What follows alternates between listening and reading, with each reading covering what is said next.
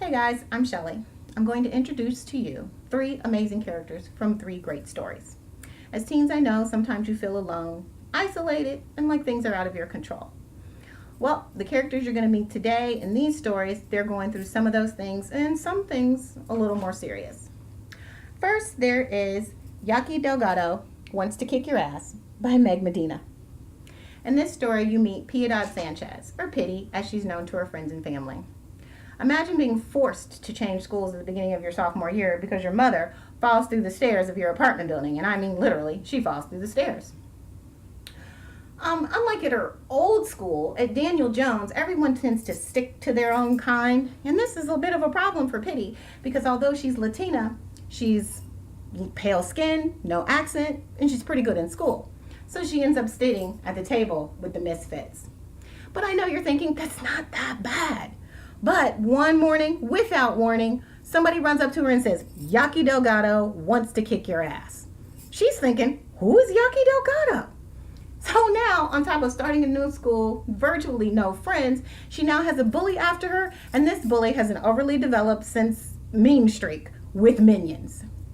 Even if you've never been bullied or felt alone with nowhere to turn, you have to read Pitty's story and find out how she learns that there's strength in family, friends, and speaking out. Now, let's meet Ed Kennedy from I Am the Messenger by Marcus Zusak.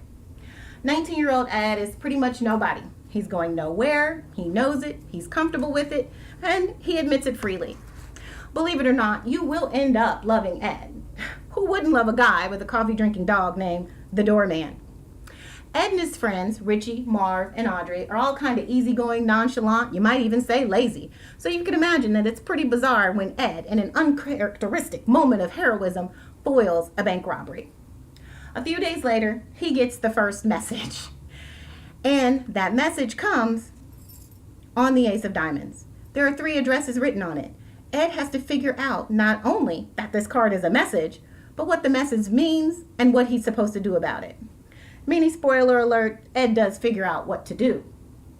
But with completion comes, you guessed it, the Ace of Clubs, the Ace of Spades, the Ace of Hearts, and even the Joker makes an appearance. I think Ed is the only character I've ever met that can stalk 12 people without ever being arrested.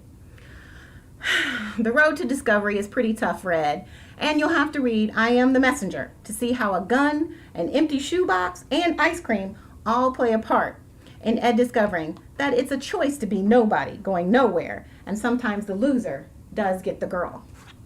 The last book and the last character I want to tell you about is Hazel Grace Lancaster from The Fault in Our Stars by John Green. She's not the only great character in this story, but she's the one telling the story, and it really is a good one.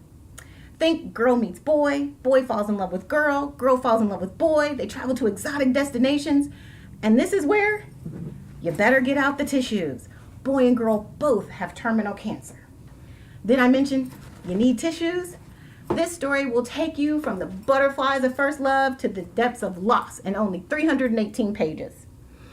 Even though you know from the start someone's heart is going to get broken, you know Augustus Waters and Hazel Grace are meant to be together. And no matter how short the time, it has to be. When you go to read this, be careful though. You better double check where you are because you could end up crying your eyes out on the bus ride home. Happy reading!